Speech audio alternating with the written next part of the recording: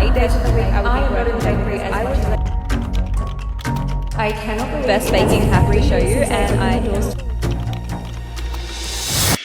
Previously, this being my first podcast, I was a bit nervous to talk about those things. Too often women see having children and becoming a mother as something that takes them away from their career, and it certainly changes it. Like, I'm not going to sugarcoat it. Being a mum has become a superpower.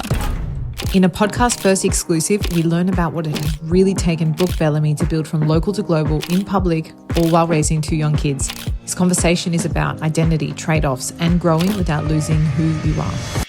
How do you stay confident in yourself when your integrity gets questioned and thrown out publicly? I think I learned very publicly who I was in that moment. I was very intentional in that moment. I was also 3 months pregnant in that moment. The onus is not on you to tell the internet who you are. People have already decided if they like you or not. And I don't want to be a part of a narrative that I didn't invite myself into.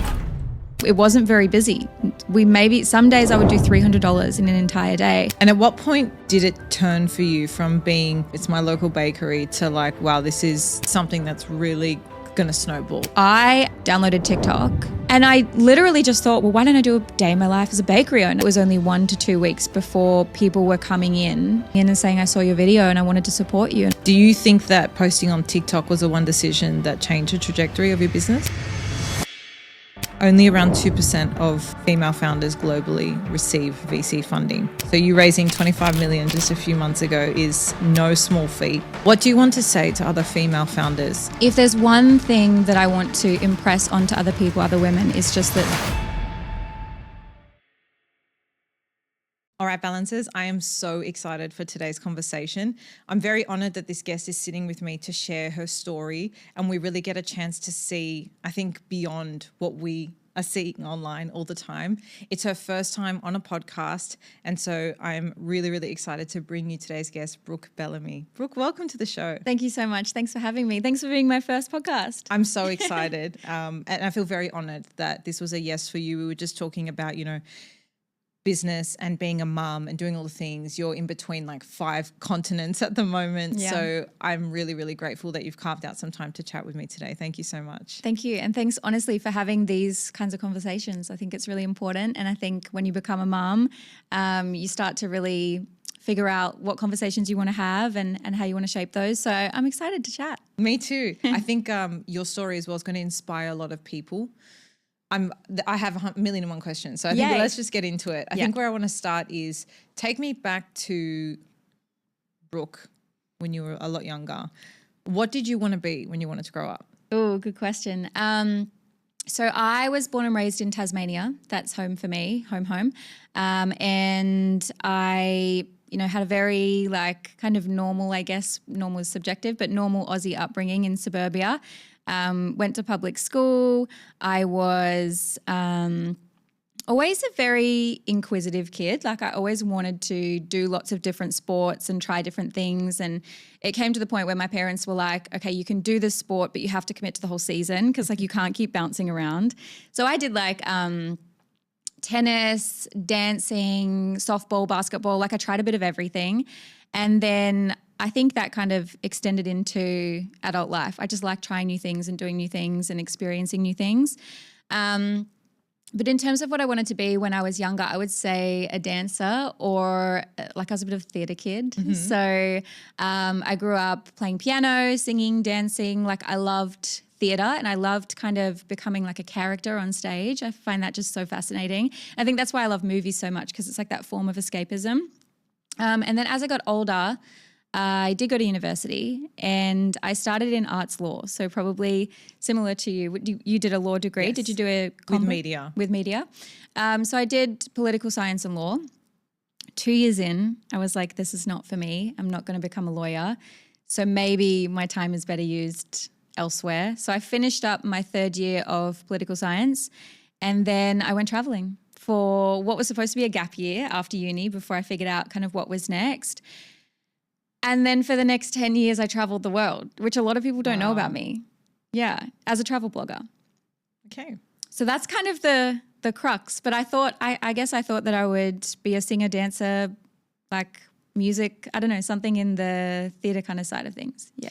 Well, you know what's interesting? I'm kind of hearing you like the idea of like of performing, right? And like putting on a performance. It's not so different to like what you've done with your social media, right? Like you're not necessarily that you're playing into a character that's not you, but it is kind of an element of that you are doing in. Yeah, and it's connecting with the audience. Like that's what I love. I am a bit of a lone ranger, I think, in life. Like I quite like to kind of dance to the beat of my own drum. And when I traveled for 10 years, I traveled by myself pretty much the whole time. All of my 20s, I was by myself living out of a suitcase, and I loved it.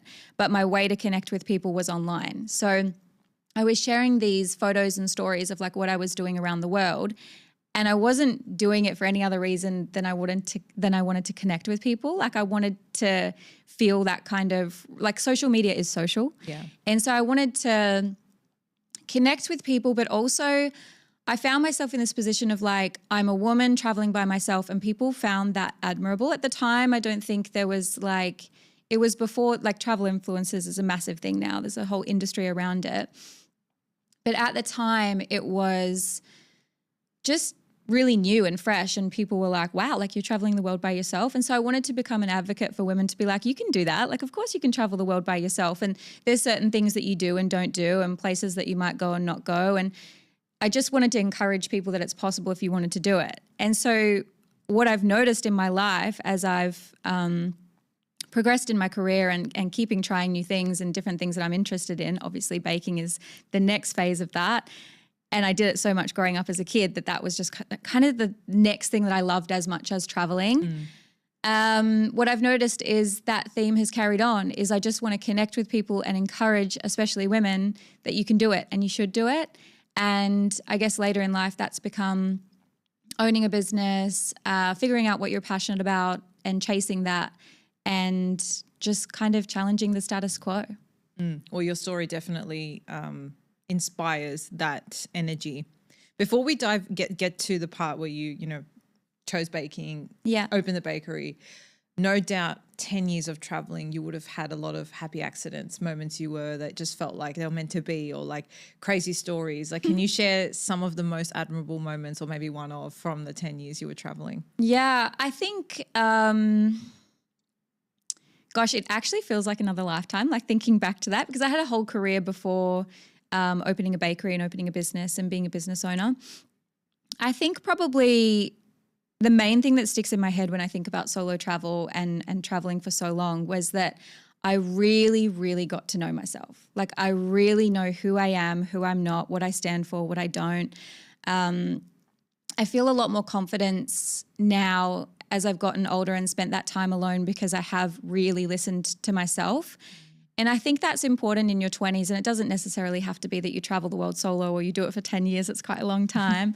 But just to spend that time getting to know yourself, because as a teenager growing up in school, and I don't know if I think it's quite universal, but I found that I really struggled to figure out who I was and who I wanted to be. I think growing up in Tasmania and in a small town, like you're kind of not exposed to as much. And so I really just wanted to go out, see the world, understand the world outside of the island that I grew up in. Like that's a thing. And go and meet people, understand their culture, their race, their religion, like everything about people, and kind of make up my mind for myself. Because I think it is quite deep for me, right? Like I went to travel because I really wanted to immerse myself into these cultures and understand them better. And I think doing that for so long by yourself, you really get to know yourself, but you also really get to know like what you stand for, what you would speak up for in a conversation, more so than you would if you didn't just go and spend that time experiencing it for yourself. Well, when you think about the experience of, say, your life up until 18, you're in school, if you're raised by your two parents, they're a big influence, school's a big influence, peers are a big influence. It's very rare that you have, nor are we taught to carve out space and time to actually connect with ourselves. And I think there was a lot of lingering lack for me from that experience, and why I sort of started this show as well, because it was a space for me to dive in and understand and question and connect with other people and hear stories and really expand my perspective. So I can totally relate to why that was attractive to you. But I don't blame like our upbringing that we've never had that opportunity because you're not taught how to do that, right? Is there any standout moments from those 10 years you can share with us? Or like culture you really loved, like just anything that's cool to share? Sure. I mean, probably the place that surprised me the most, because people always ask me this. They're like, okay, you visited like, I think it's 86 countries that I've visited. Wow. People always say to me, what is your favorite place? And I have a different place for different things. But the place that surprised me the most, and I think what has shaped me as an individual and as a human being as I kind of go through life, I want to see places and understand people for myself, not what you read on the internet or kind of what you're fed, particularly in Western media. The place that surprised me the most was Pakistan. Okay. So I think even when I said I'm going to Pakistan, a lot of people were quite judgmental of that, and they were kind of like, well, why? And the whole invitation was because I was working for 10 years. So I would get invited to different places by, say, tourism boards. In this case, it was actually a Pakistani guy who was a businessman, and he invited a bunch of YouTube, like influencer kind of people. And I think I was the only blogger because I was like more writing on the internet and sharing photos and that kind of stuff. And we were invited to just go and see it for ourselves. There were no deliverables. There was nothing you had to do or say about it. It was just come and experience it and see for yourself and then share what you want to share. And everyone on that trip, like people from around the world, one of the people on the trip was Lexi Limitless, I think her name is. She is the youngest person to travel to every country in the world. And even she was surprised by what it was like. So it was just this opportunity to go to a place that people have preconceived notions of or perceptions of and see for yourself what it is actually like. What is it like? First of all, it's stunning. Like just landscape-wise, it's absolutely beautiful. I love hiking. I love going outdoors and being in nature. And we hiked to the base of Nanga Parbat, which is one of the mountains there, and it's called Fairy Meadows. And it's this really big hike right on the border. It was just stunning, and there's hardly any people there, so you really have it all to yourself.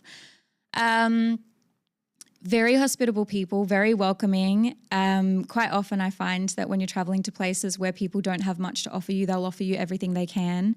And so we found ourselves in a landslide, and people start coming out of, like fully in the middle of nowhere, it feels like out of the mountain because they're really like living in much different conditions than we do and in the middle of nowhere. And they were coming out and offering us potatoes, I remember, bottled water, like anything that they could, and they didn't want anything in return. So I just found that the experience I had there was just so different to what even my closest friends and family thought when I said I'm going there. So I found that a really, really grounding experience, and has kind of shaped the way that I view the world. Is if you read about something online, that doesn't necessarily mean that it's true, and it's up to you as an individual to go and seek it out for yourself. And that doesn't have to mean that everyone goes to places that they maybe never saw themselves going, but just to kind of view things through the lens of, well, what is real and what is not, and maybe where your own responsibility lies to go and seek that information out for yourself. I think that onus is more important now than ever, where there's so much online and there's so much that's also not real online, and it's becoming less transparent to tell what's real and not. And I don't know if this is an age thing or a happenstance of things that have happened over the last few years, but I do feel like when certain things happen, it could even be within manipulation of the financial markets by big players in the space, and you see things, someone says, for example, right, this is just something I've noticed, someone will say something bad about Bitcoin, will tank the price, and then that same company will bulk purchase those shares the next day. When you understand the media is a tool that's agenda driven, it's privately controlled, all these things, you just start to maybe take a step back and go, okay, whether it's a person, whether it's an asset, whether it's a country, it's so important to educate yourself. And I think it's really good for personal growth to challenge yourself on certain perceptions you have, like even the way people live their life, right? I always say whenever you have judgment or you have those, what's the word? Like not necessarily a trigger, but you just have like literally a judgment on something. It's an interesting moment of curiosity. Like, okay, why do I have such a strong belief about that? Especially if it's something like I know nothing about. Like it's just an interesting opportunity. But that's really cool that like you're traveling, gave you the experience to become very grounded and confident in yourself, which no doubt plays a big role in, the rest of your journey, which we're probably about to go into now. But that's really cool. You had that 10-year period. Now, I know you're listening to this podcast because you're building a life with intention. So it makes sense that the everyday things you rely on should be built with intention too. I know this might sound small, but I've always been really fussy with the socks I have, especially ankle socks. If they're too high, they look awkward. If they're too low, they're really uncomfortable. I've recently been using Cozy Earth's Essential Socks, and they're soft, breathable, and cushioned. And honestly, they make such a difference to my walk, workout, day at work, sleep, or just lounging around at home. I'm basically in socks most of the day. And if you are too, trust me when I say that intentionally updating such an everyday essential, especially one that's been built with intention like the Cozy Earth ones have, completely will elevate your everyday life. Plus, there are heaps of options to choose from. Cozy Earth has calf, quarter, ankle, and no-show, so you can pick the ones that suit you best. For me, these ankle socks are probably my favorite ones I've ever tried. An everyday essential where quiet comfort meets intentional design. You can try them for yourself with a completely risk-free purchase, as Cozy Earth has easy returns. Head to cozyearth.com and use my code ERIKA, that's ERIKA, for up to 20% off. And if you get a post-purchase survey, be sure to mention that you heard about Cozy Earth right here. Experience the craft behind the comfort and make every day feel intentional. Thank you to Cozy Earth for sponsoring today's show. Now let's get back into the episode. I'm interested to know, you travel for 10 years solo. What decision did you have to make to actually put boots on the ground in Brisbane? Because, it's even something like I live overseas, and I think about the decision of, if and when do we go back to Australia? It's such a life-changing moment. It's such a different pace. It's such a different experience. How did you feel when you made that decision? Did you feel like you made the wrong decision? Did it take you a long time to make that decision? Walk me through that. Yeah, I think I had probably a good few years towards the end of my travel blogging career where I kind of toyed with it and I wasn't really sure what I wanted. It's quite interesting actually, kind of laying it out for people and looking back at how it happened. First of all, COVID happened. So that was a big player in why I moved home permanently. But what actually happened was, I think it was 2016. So I was in a relationship at the time, and kind of the conversation that was had was well, you're never really here for any of the weddings that we get invited to or the big major moments in life. You're always kind of flying in, flying out for these different jobs. And it's kind of either you want to have a life here or you want to have a life overseas. And I was kind of at that point already, I'd seen and done so much. And I also kind of feel I don't want to see and do everything and then feel there's nothing left for me. I want to go traveling with my kids. I want to go traveling with my husband. I want to live a really long and happy life. And you don't ever want to feel there's nothing left, you've kind of done it. You weren't in a rush. No. And I did so much, so much in that time. And so many times you could be in a place and you felt you got a small chunk of it, you didn't get enough of it, and you didn't you only scratched the surface. And so I just kind of started to feel this, I guess, kind of pull back home for multiple reasons. And I did want to feel somewhere was home, because I'm someone who, as much as I like to do my own thing and be a lone wolf, I'm very family orientated. I have very close friends. I don't have a lot of friends, but the friends I have, we are so close. And a lot of them I grew up with in Tasmania. So I really wanted to feel I had community again. And I found it through social media, and I really felt I had an online community. But something that naturally happens, the bigger that community grows, the more people, you become more polarizing for people, because the more people that love you or love what you're building or love your brand or love your story, the more people don't. And so that noise can get quite a bit louder as you go on. And so I really just felt I just wanted to be around my mom, and I wanted to be around my family, and just, the people who know me and know who I am. Because online, people have a perception of who you are.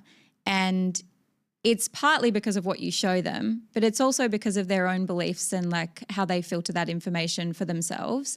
And so I just really wanted to feel grounded again. So I went home and I actually opened a dessert shop in Tasmania that not a lot of people know about. But that was in 2016, and I opened it with absolutely no experience in hospitality whatsoever.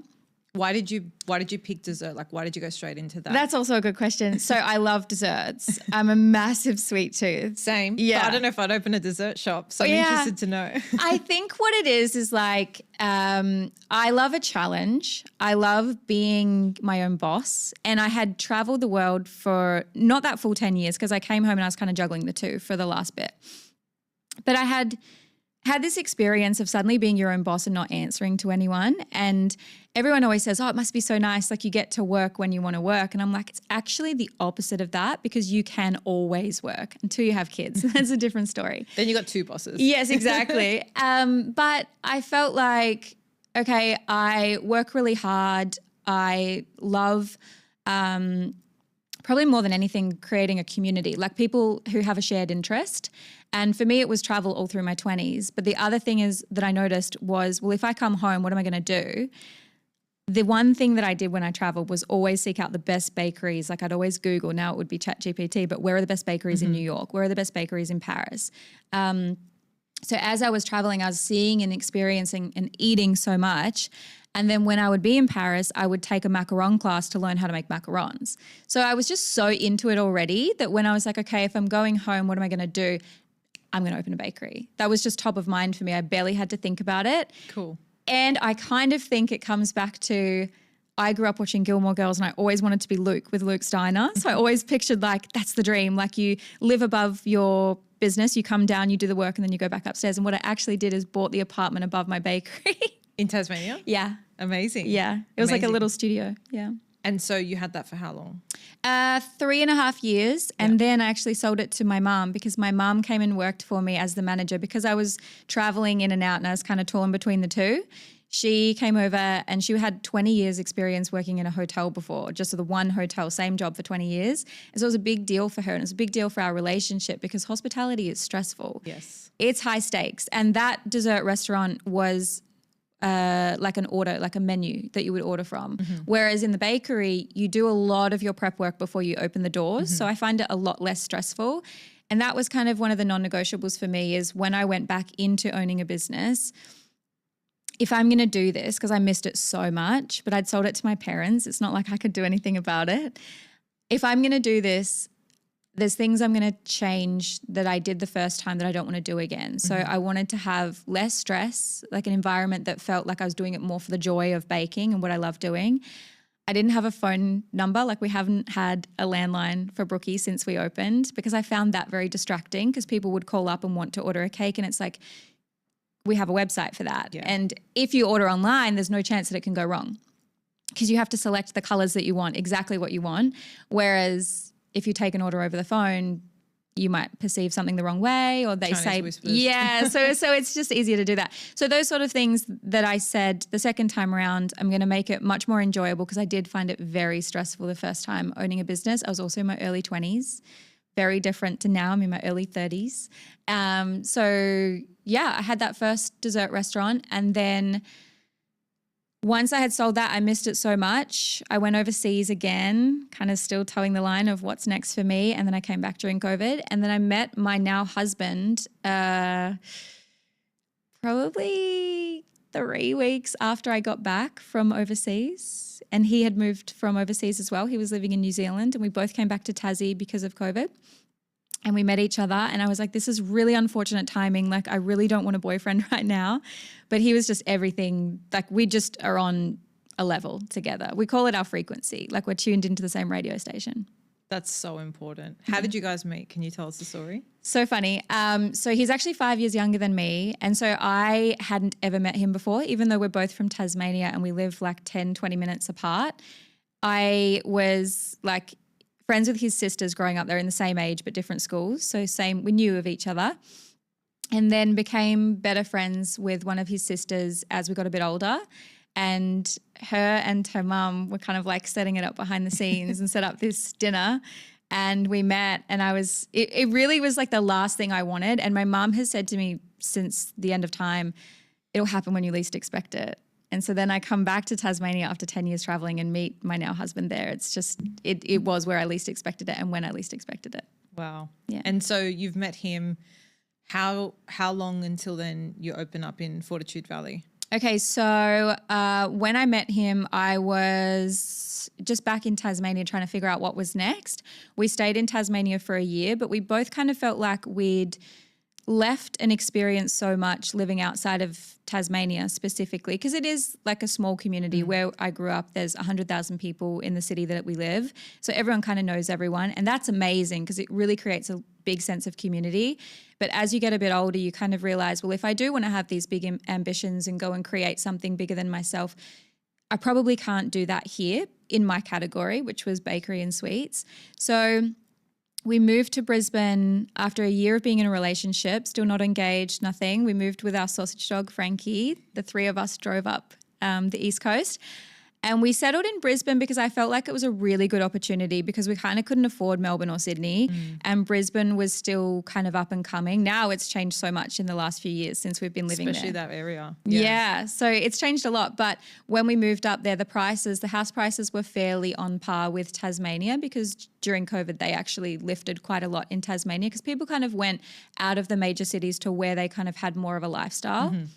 So yeah, we moved to Brisbane, settled there, and just never looked back. He had like a landscaping business, so he would literally be going out each day mowing lawns and making people's gardens. I'd be going to my bakery each day, and then we'd come home. And I think it worked so well because we were both working on our own passions and our own projects, and we were both happy to work 12 to 15 hours a day, and then we were happy to come back together at the end of it. But I don't think it would have worked if I wasn't in a relationship where someone was also working on their own thing, because I was spending so much time at the bakery. Yeah. When we first opened the first year, I was not there for less than 15 hours a day. Wow. And at what point did it turn for you from being, this is my dream, it's my local bakery, to like, wow, this is something that's really going to snowball. Like it's really growing bigger than what I envisioned. Yeah, so it was 8 months into business. So I opened May 2022.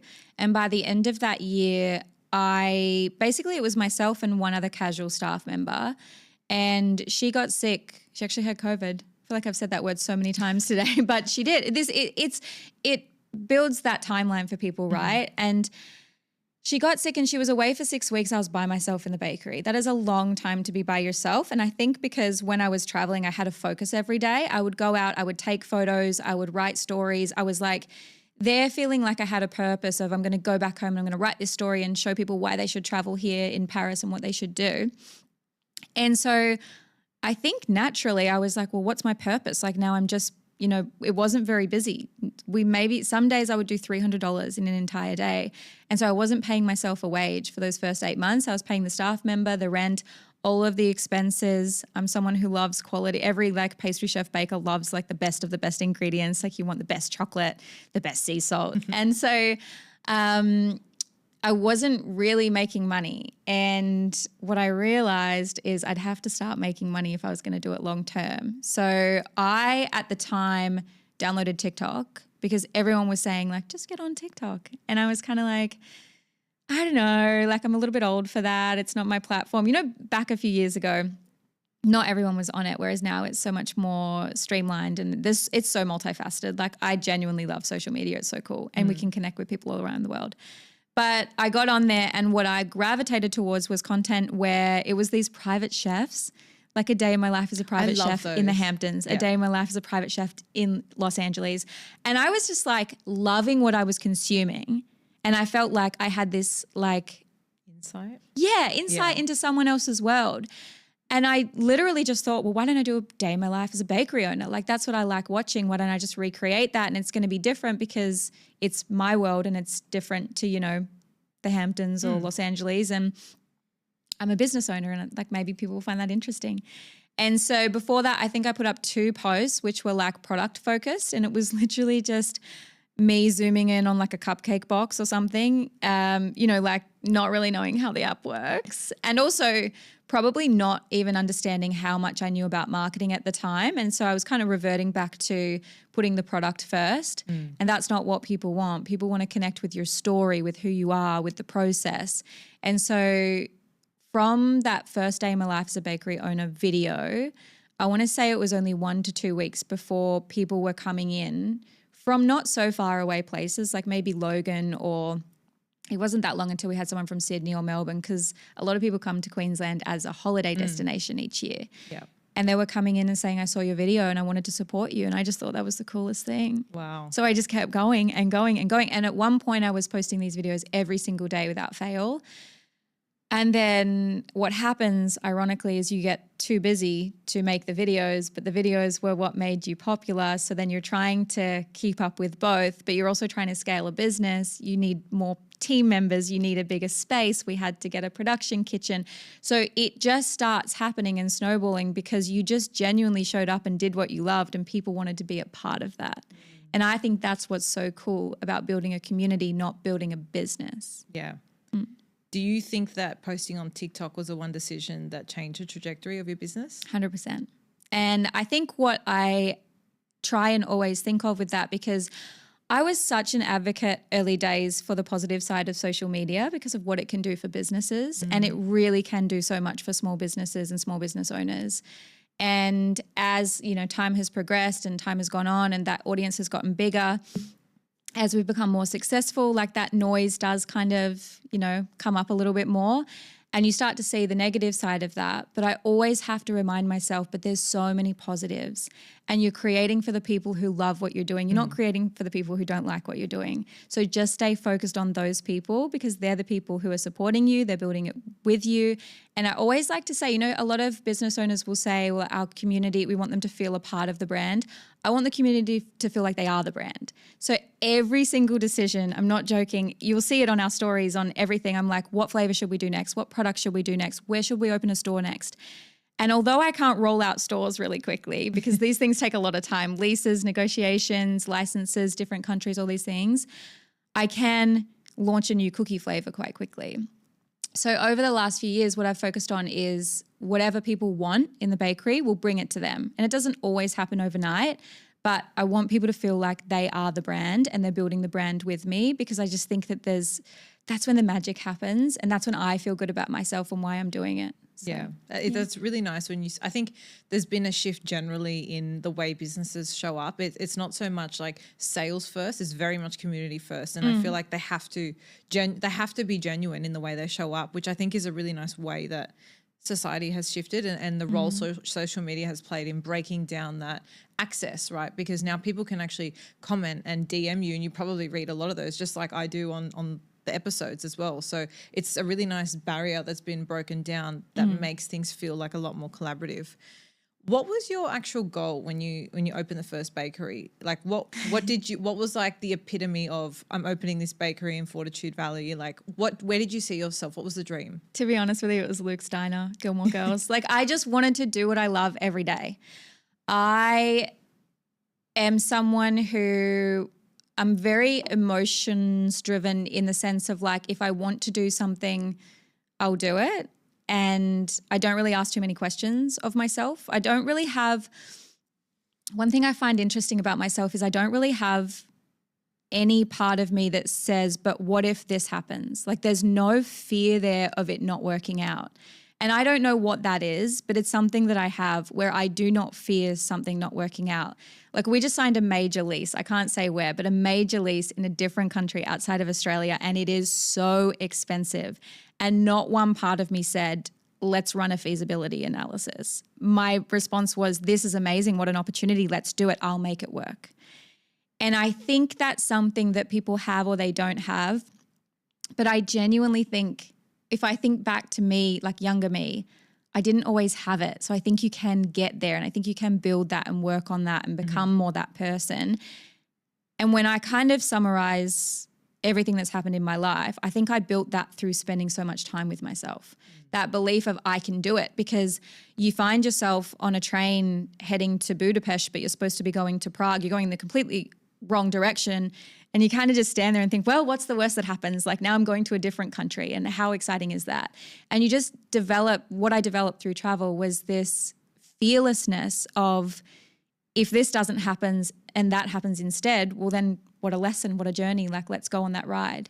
And even when I think about the first business that I had and how that became really like too much for me to handle at a young age, and I just miss travel so much and the freedom, and suddenly you're not free. Like you're there 15 hours a day, you have to show up. no matter what happens and what you do and try in life, there's a lesson in it. And something that one of my friends said to me, who lives in New York, and she has this great, like amazing life. She's built this app. She's awesome. She said to me, because I was so kind of down on myself that it didn't work out and I didn't stick it out after 3.5 years. And like, I kind of said to her, I feel like I've wasted the last 3.5 years because now I'm just going to go back to traveling, or I don't really know what's next. And she did say to me at the time, well, think about all the IP that you've built over that time, all the lessons you've learned, everything that you've learned in business, owning a business. And it's so funny because it would come in handy years down the line when I decided I wanted to open another business. And second time around, it's like, you'll see when you have a second baby, it's so much easier once you've done it once. You kind of go, well, hang on a second. I know what to do. I know that there's different types of cries that they have, and it's easier the second time around. So I'm really glad that I did that, and that was a lesson in building me to where I got with Brooki. Do you know what I love too? It's almost like what you learned in your 10 years of both that first business, but more so traveling, right, and getting to know yourself. And I really think this is a superpower. The internal work we do, like that's not stuff they're going to teach you in business school. And I'm not discarding the value of doing a business degree or doing business school or anything like that, but lived experience and self-work, self-growth is so important, because I think there's so many things that are teachable. And these are one of the things we have to learn ourselves and cultivate ourselves. Like I can't teach you how to be resilient. I can't teach you how to have a stronger mindset. Like I can tell you what to do, but you have to go and do the work yourself. Yeah. You know? And so it's quite cool that what doesn't really seem like prep for where you are now, actually in your story, when you look back, the 10 years of traveling really built the person that you needed to be to step into this now success and growth that you've experienced, which I think is phenomenal. You built, resilience and you got to know yourself 10 years traveling, but then going from like local to global is like a whole nother step. I'd really love to go deeper with you on the mindset upgrade like you had to go through.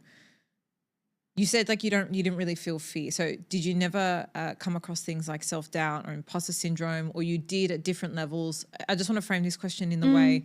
What I've found is like I have quite a strong self-belief and I feel like I'm quite confident, but that's something I've built over the years too. But still, when I'm trying something new or pushing myself to that next level, I do kind of feel that fear creep up, not in a debilitating way, but more like I just say it's like the biological brain going, oh, we're out of our comfort zone, but then you just like push through it anyway, right? When you were evolving, to the next thing, more followers, more partnerships, more stores, global, walk me through some of the things you struggled with that you had to actually workshop or work on yourself. Yeah, it's interesting because I really mean it when I say I don't have that fear.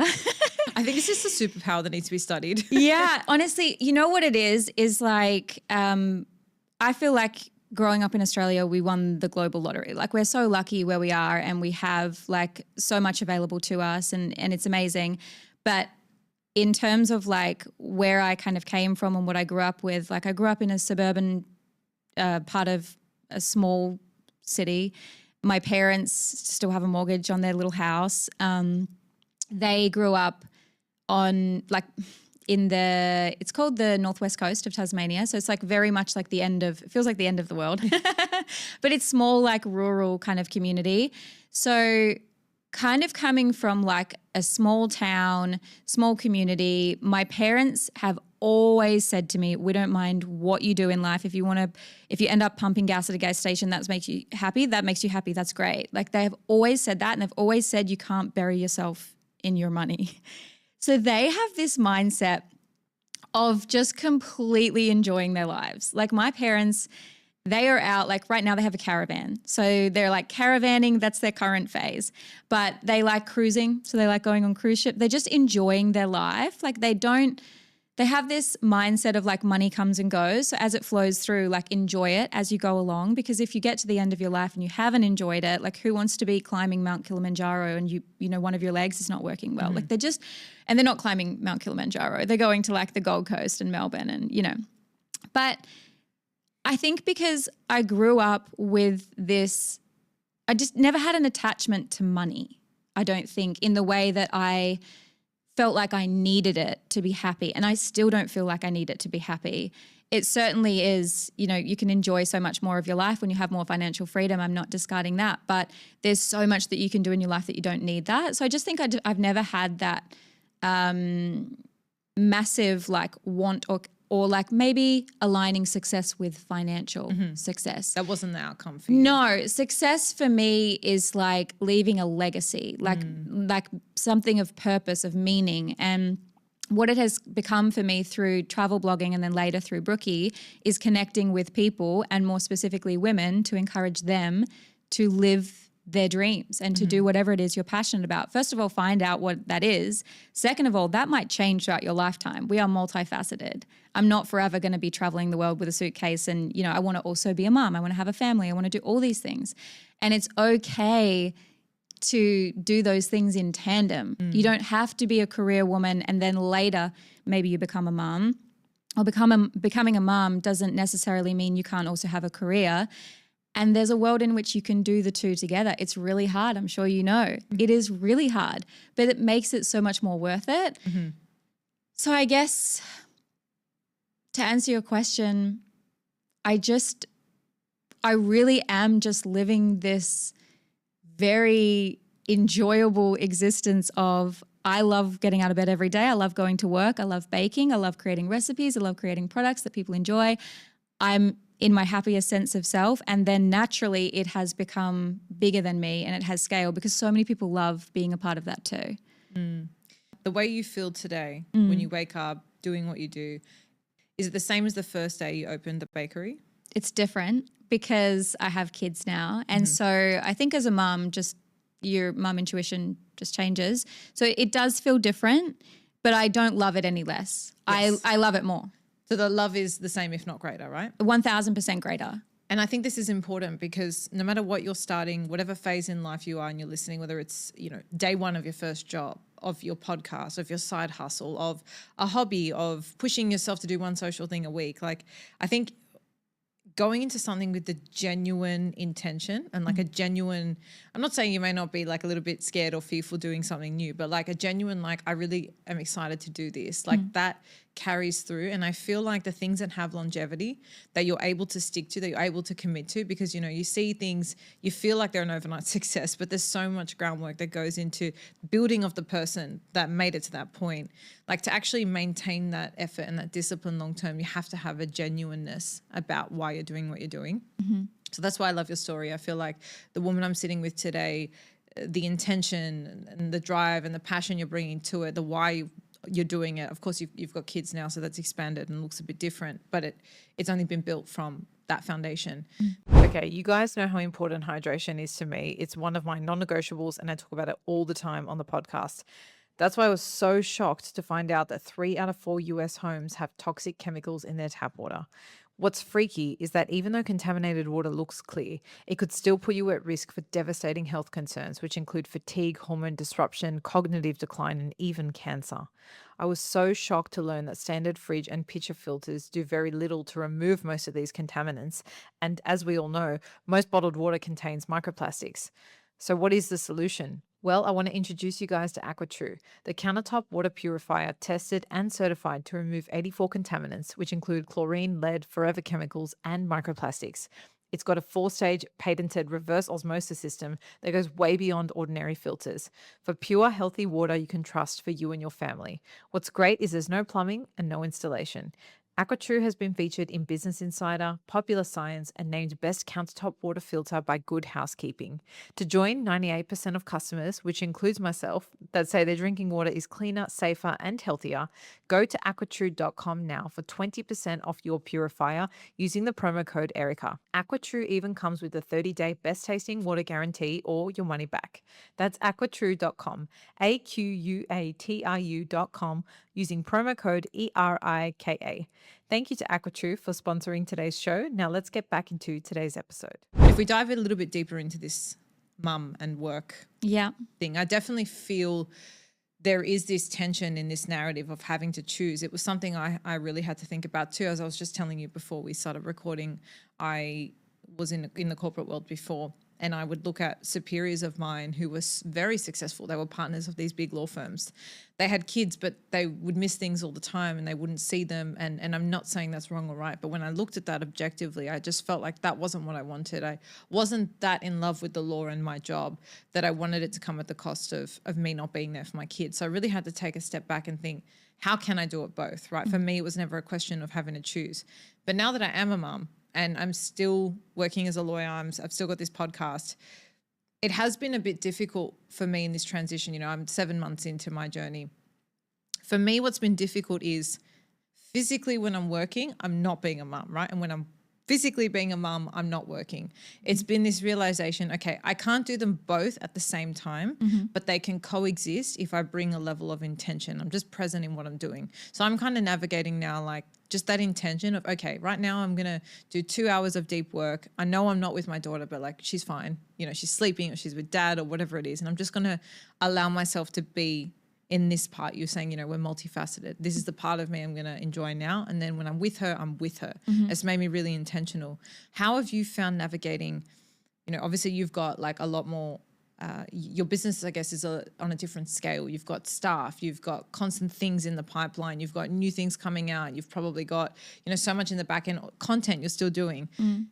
How have you found the balance of being a mum and with your work? And if you feel you can do both, what has been some tools that have really helped you manage that?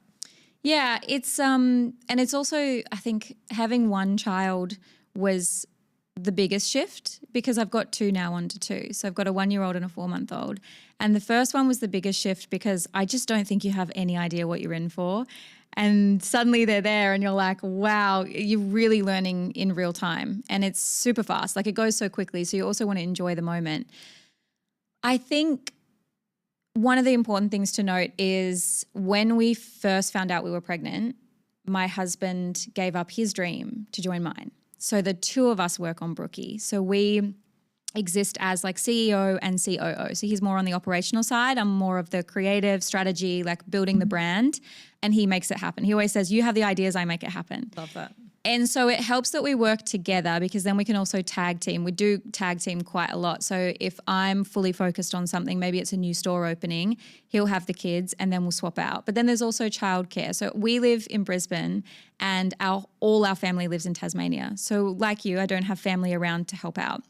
And that's something that we had to sit down and think of is like everything in life is a series of trade-offs. And for me, I was looking at this business that was blowing up online. We had these huge opportunities, and then I'm sure we'll talk about it, but investment comes in, all these opportunities like right in front of you. We had the discussion of, well, we want to give our kids a life that we didn't have, and we want to give them everything, not everything, but we want to give them the best opportunities, you know, to see the world, to experience it. I didn't travel overseas until I went, the first trip with my dad was when I was 17, and the rule was you save everything and you pay your half of the way, your airfares, your accommodation, everything. I'll pay myself to be your chaperone. And that was my first experience of going overseas. But I would love to give those experiences that I've had to my kids at a younger age so they can see the world and see it and understand it, experience it.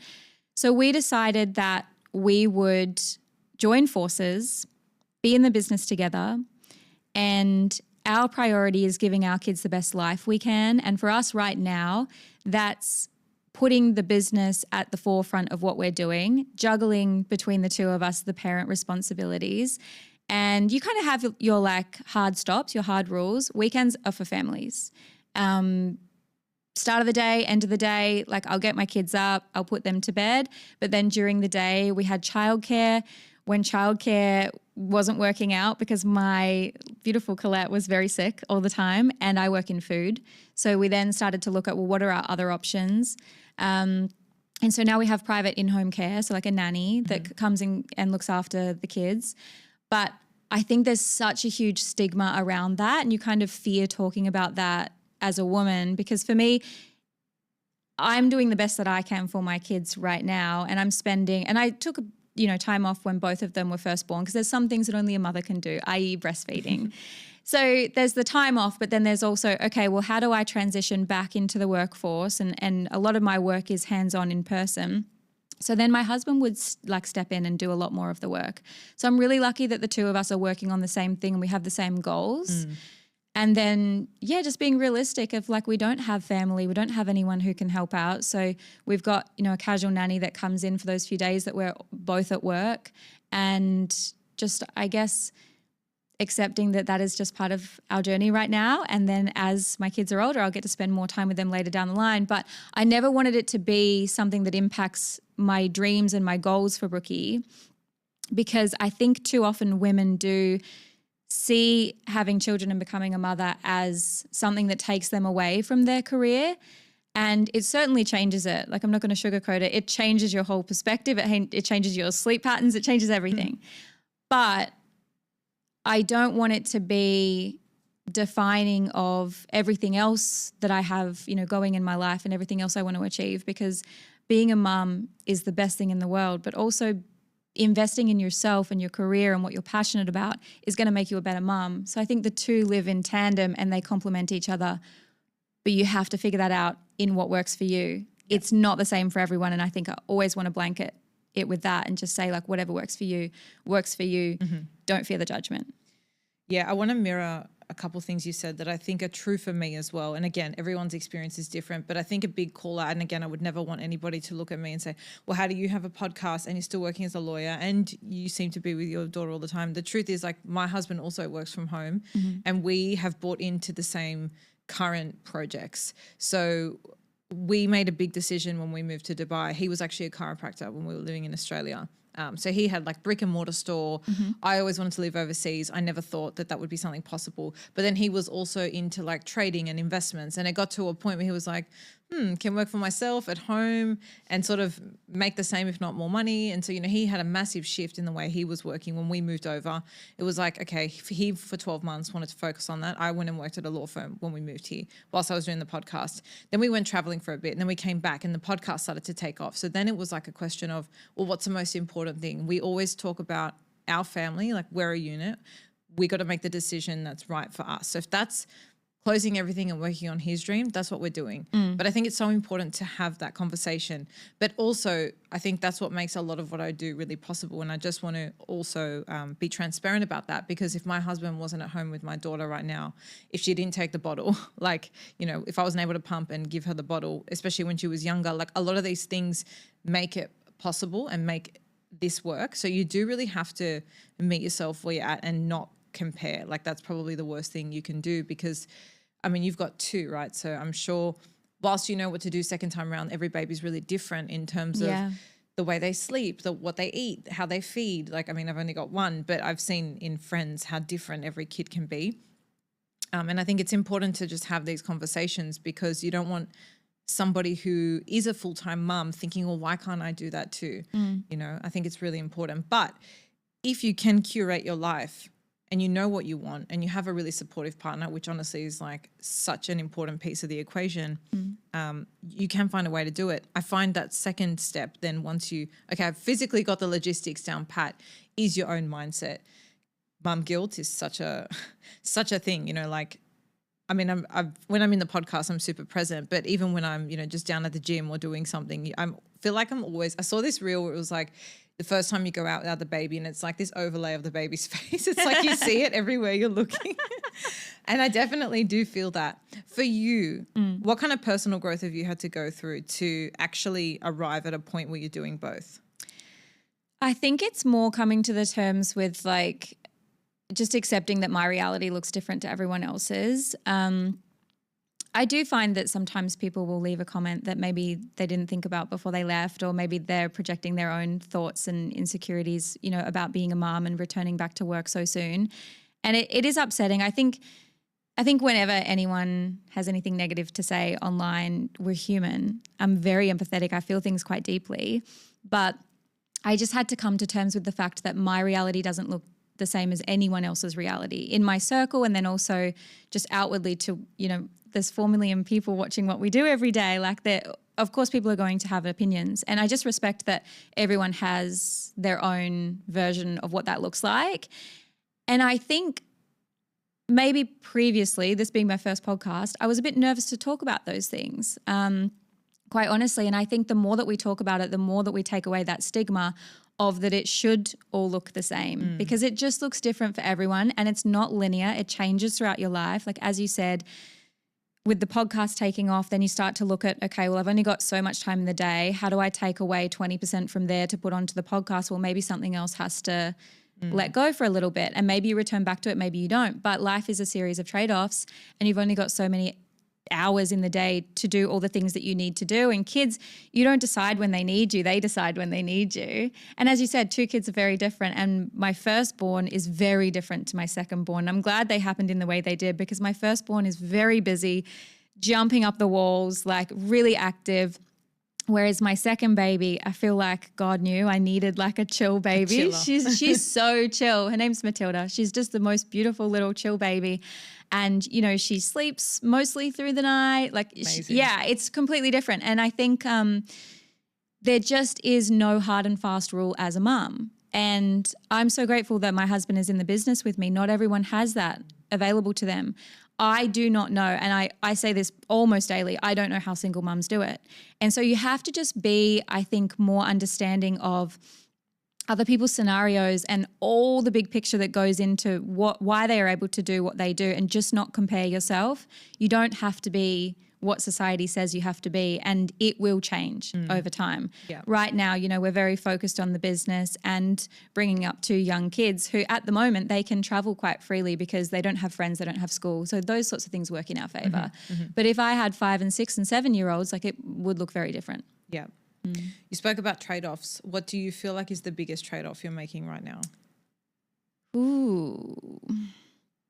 For me, I often think of time with my parents. I'm super close with my family. I always have been, and we're very much a family unit. I've got an older sister, a younger brother.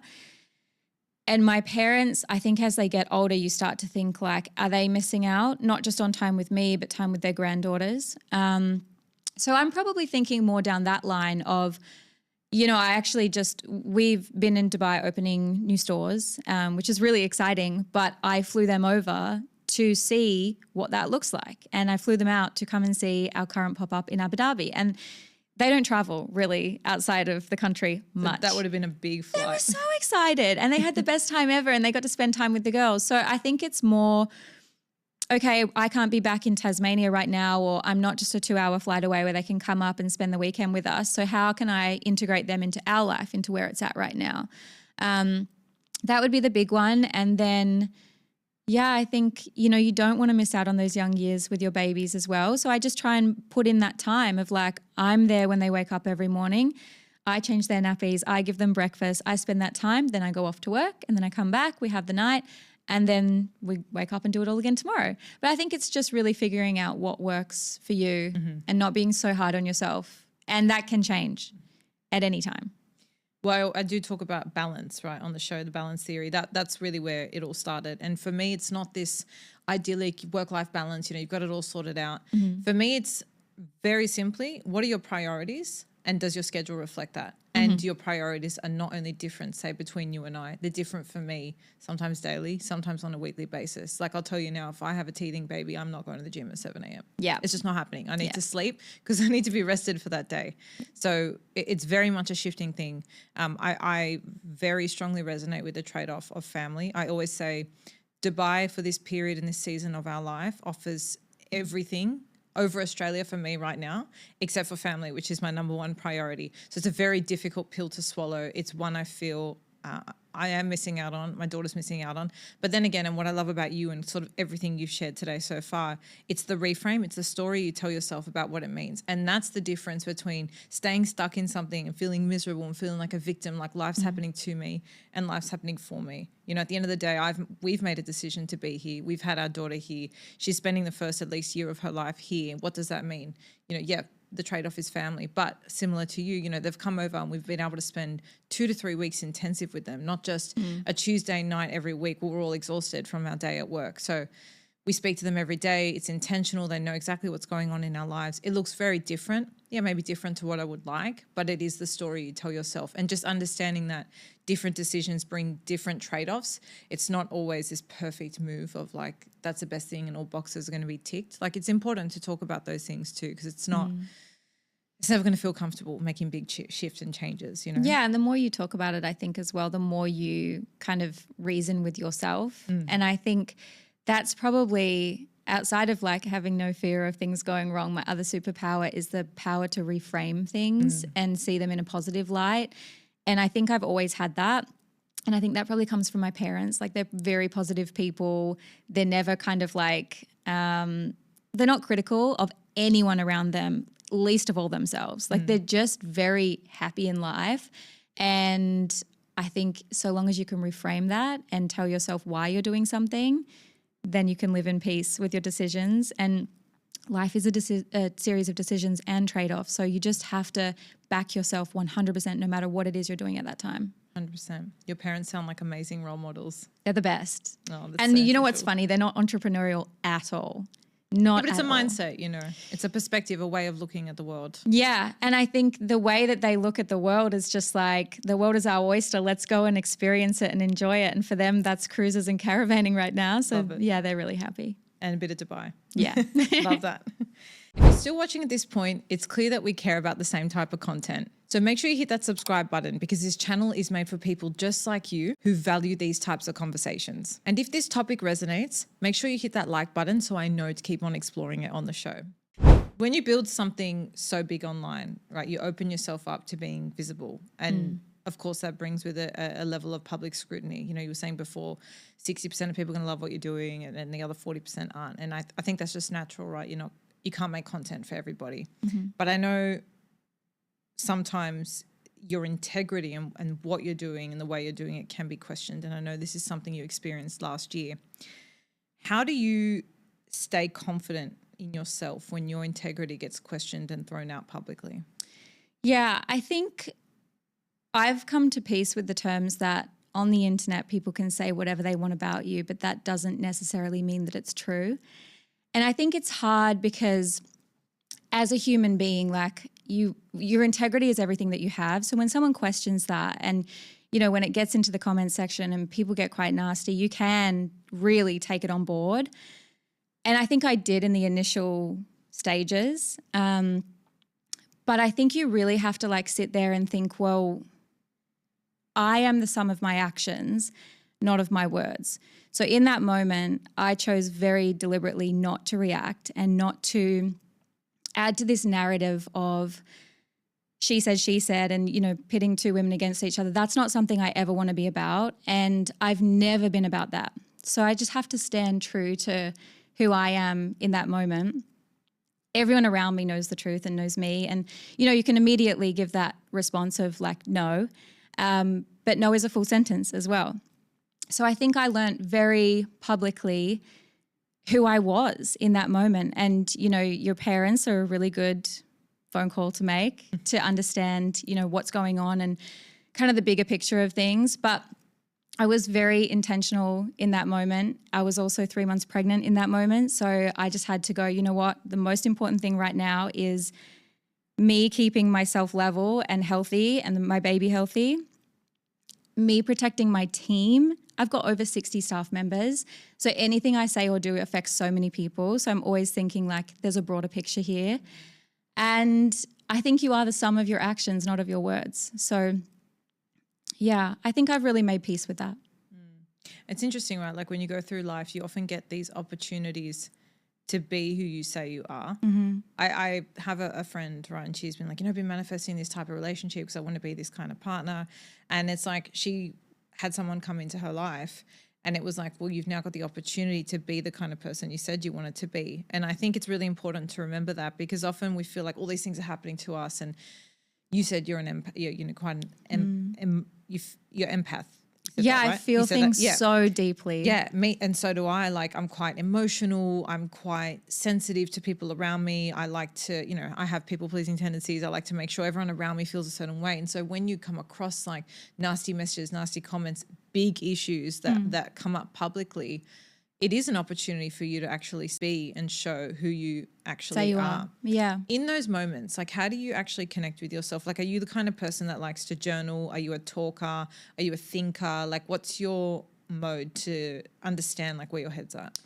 I think one of the best ways that I've processed things, and I just think naturally, like as you're building something, especially in public and as a female founder, we see it so many times that like people will build you up only to kind of like have that moment of like, well, I've been waiting in the wings to bring you back down. So I think as a female founder, something I found helpful is responding. Maybe it's typing it out, your response, or speaking in the mirror what your response would be, and then just not posting it.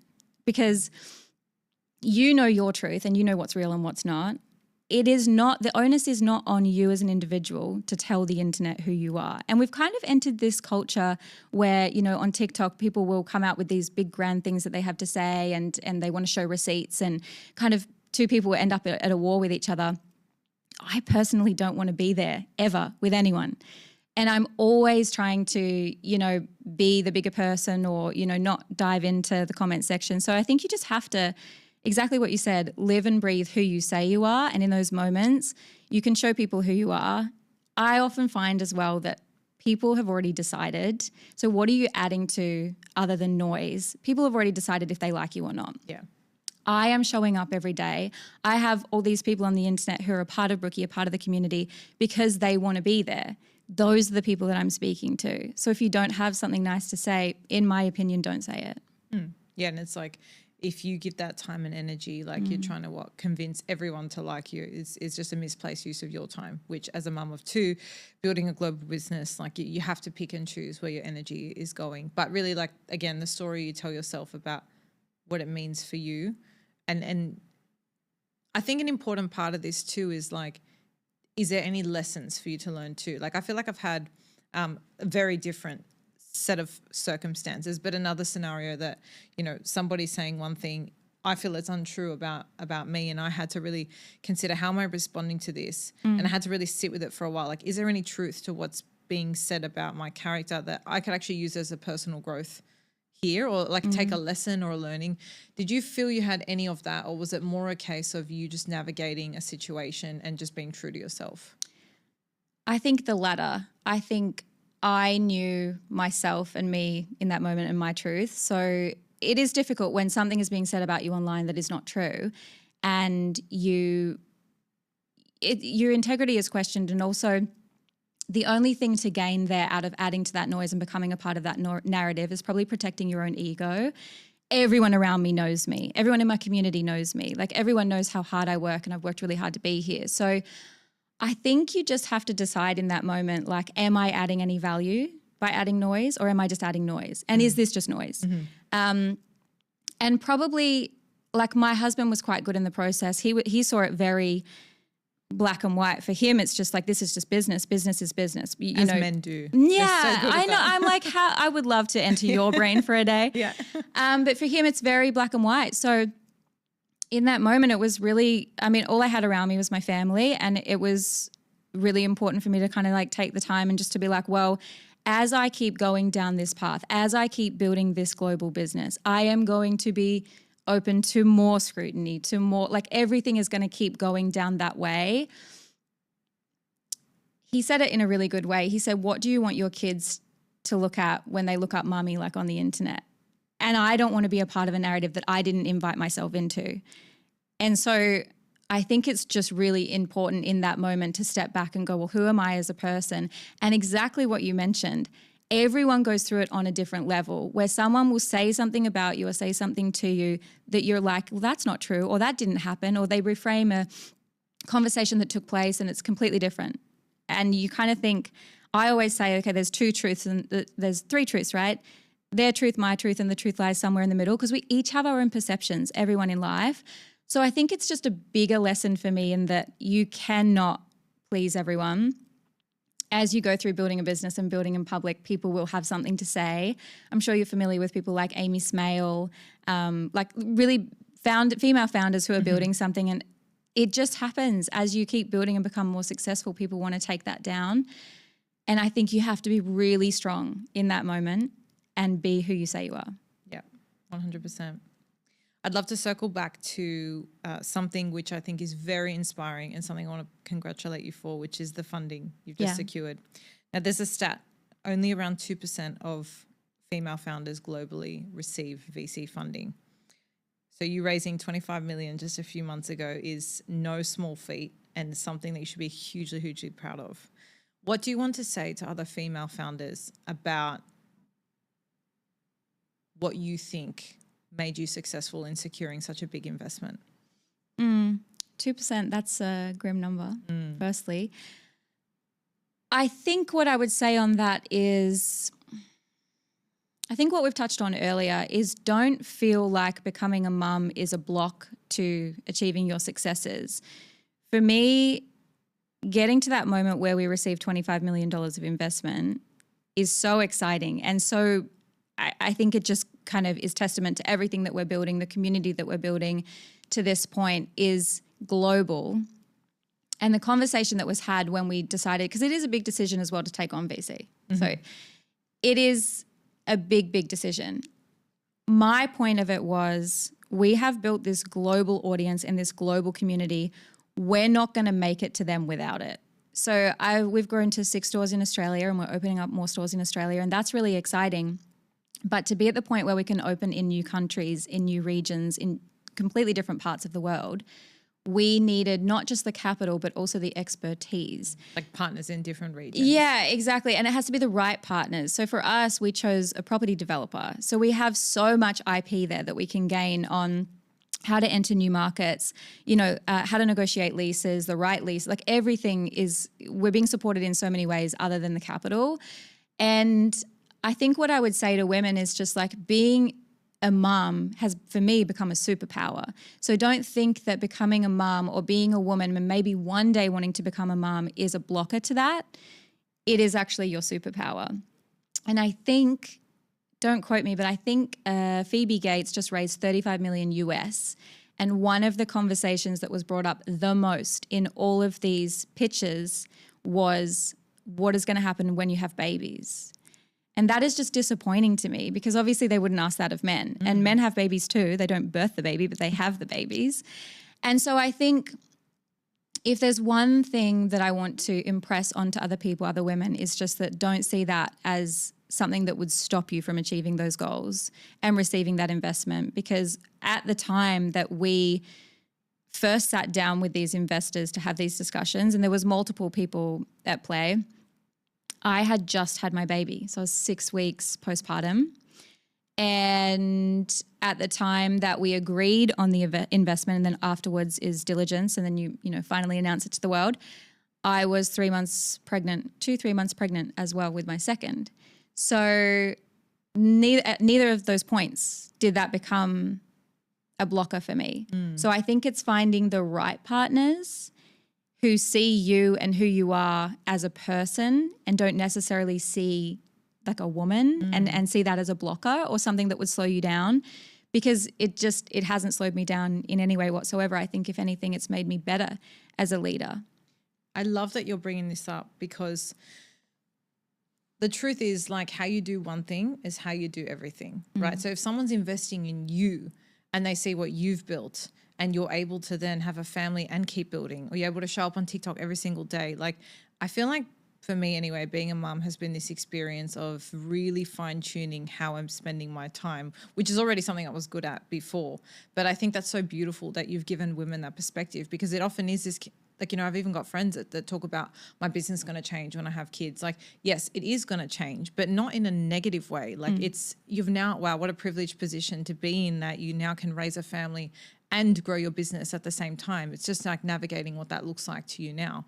So I think that's really beautiful that people didn't see that as a block and they believed in you and what you've built, and that has become your superpower. I think that's a really beautiful message just to share with other mums or other females listening to this too, especially given that stat, right? Yeah, that's it. Yeah. And I think as well, like, I'm constantly looking for inspiration in different places. Like, I'll always be looking at different women who have, built something really successful while they had young babies, or, like Drunk Elephant is a good example. Like, she created that when she became a mom. So she had this time suddenly where she was like, okay, well, like, I'm starting to think about what I want to do with my life. And like, I'm passionate about skincare, and so she made that happen. I think it's just looking for inspiration. It's not just me. There's so many women out there doing it. You're probably just not hearing enough of those stories. So think about where you're, listening to your podcasts or getting that information from. There's so many successful women who have had babies and been successful, or have had a successful career and eventually become a mom. Like however it looks for you, it never is the same. The main thing here is don't compare yourself to anyone else, but take inspiration from other people who have laid the path before you. It's like that looking for evidence that it's true versus it's not. And I keep seeing these like reels of people scrutinizing other podcasts, like let's say Diary of a CEO, who have all these entrepreneurs on, and they're like, but none of these are like breastfeeding mums. Like they don't I've get seen it. that. I get that, right? Like not everyone is going to build a business, is also going to choose to have a family and to breastfeed and all of these things. But then go and look for these types of conversations. And I think I'm actually going to make a personal commitment to go and look for mums that have done amazing things, because I do want to inspire other people to, that's what this show's about, right? Like create the life you want and find people that inspire you to do it in a way that is going to be aligned and authentic for you, not to, this is the perfect morning routine and you have to copy paste this, because everyone's so different. So on that note, actually, for anybody listening, if there's a mum that really inspires you that's building something amazing, drop a comment or send me a DM. Because I would love to actually highlight a lot more of these stories. I think they're really important to keep women inspired and achieving their goals, not thinking it's not possible, or like you said, it's a block for them. What do you think has been the biggest shift for you in terms of your mindset, the way you show up, being a local bakery owner to being a global CEO?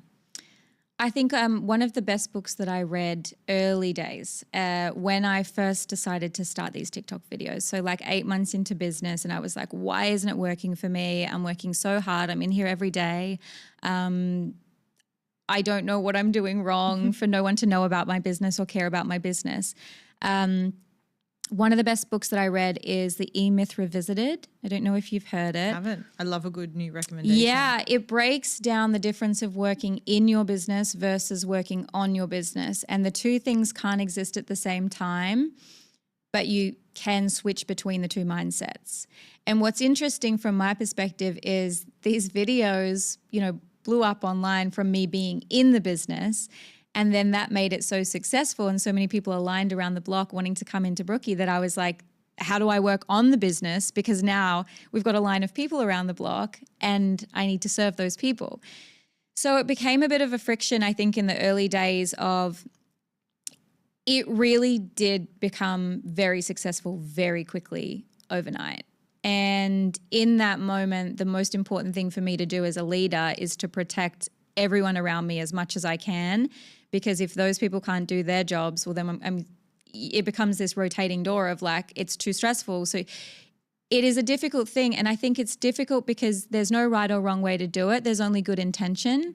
So as soon as you have this huge crowd of people wanting your product, and I think at the time we had like 2 or 3 staff members, like as it was building, to then get to the point where you need, at least 4 people to operate the bakery that day because the line is so long and people are waiting 45 minutes to an hour just to get to the front of the line.